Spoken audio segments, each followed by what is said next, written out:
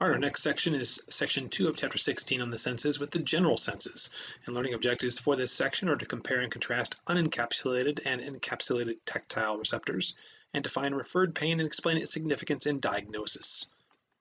So with tactile receptors, it's important to note that they are abundant mechanoreceptors of skin and the mucous membranes, and these can be encapsulated or unencapsulated.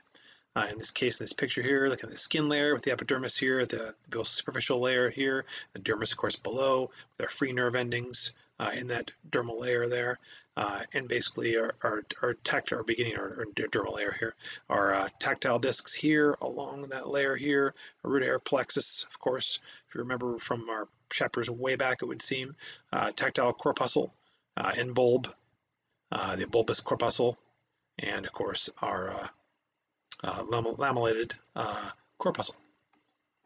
Now, you do know the difference between the unencapsulated tactile receptors and the encapsulated tactile receptors and their different characteristics. That'll be on the exam. The unencapsulated tactile receptors have dendritic ends of the sensory neurons with no protective cover.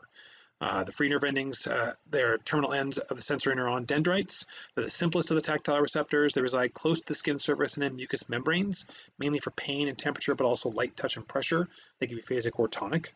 The root hair plexuses wrap around the hair follicle. They're located in the deeper layer of the dermis that detect hair displacement, and they are phasic receptors. And lastly, you have our tactile discs, which you also certainly have to know, and their characteristics here. They are the flattened endings of sensory neurons extending to the tactile cells, the Merkel cells. And the tactile cells are specialized epithelial cells in the basal layer of the epidermis, and they respond to light touch, and they're tonic receptors.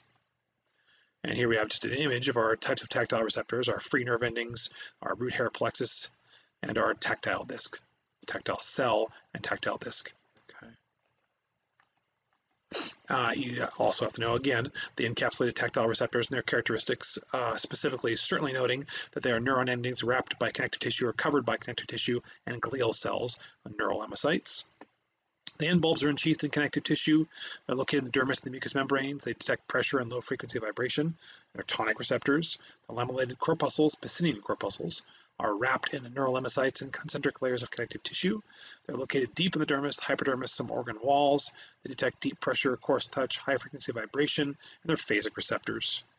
The bulbous Ruffini corpuscles are wrapped in connective tissue.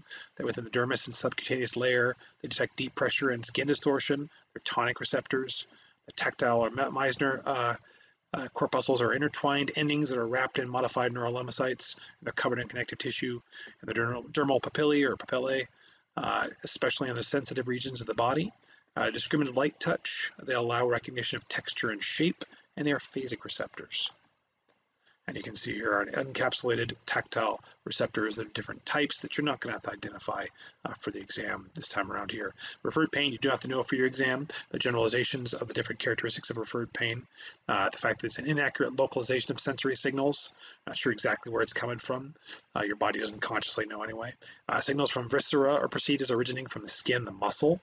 Many somatic and visceral sensory neurons send signals via the same ascending tracts within the spinal cord, and the somatosensory cortex is unable to determine its true source. You certainly have to know all that. Do have to know all that. This little imagery here, so you can see how we are nociceptors in the skin, pain receptors here, in this case the abdominal region. Then you have information traveling, of course, toward the spinal cord here, the sensory axons here, helping information travel efferently toward the spinal cord. Our sympathetic trunk ganglion here, our gray ramus there, and our white ramus there. Traveling to the posterior ganglion, the sensory pathway to the brain here, right? The interneurons, right? Interpreting information there. Of course, information sent back to basically nociceptors in the wall, the cecum, and the appendix. Sorry, my apologies. The exact opposite. I'm getting carried away with the image, but you're going to have the pain coming here from your appendix, and it's going to come basically the opposite direction, and you're going to find that you're feeling pain here in your skin layer, but it's referred pain coming actually from pain from the appendix, just to be clear. And as far as clinical relevance of referred pain, heart attack pain may be referred to pectoral region, the medial arm. Kidney and the ureter pain may be referred to the inferior abdomen, and visceral pain is often conveyed along the sympathetic nerves, but occasionally on the parasympathetic nerves. Common sites of referred pain, your liver and your gallbladder up in that shoulder region, the heart, basically in your chest, pectoral region, and down the arm. Stomach pain, like in the rib cage region there. The pancreas, more basically in the ribs, a little bit more to the between the midpoint between the medial and the lateral here. The appendix down more in your belly button region. The ovaries here for the female, getting the pain here in the lower lower near to the pelvic region here. And kidneys more in your hip. Urinary bladder right there, basically more or less where it roughly is, but also behind the posterior side as well. And then ureter coming down almost like more as a urinary as a hernia type pain. And of course, in the some more similar areas coming from the back side, showing both anterior and posterior here.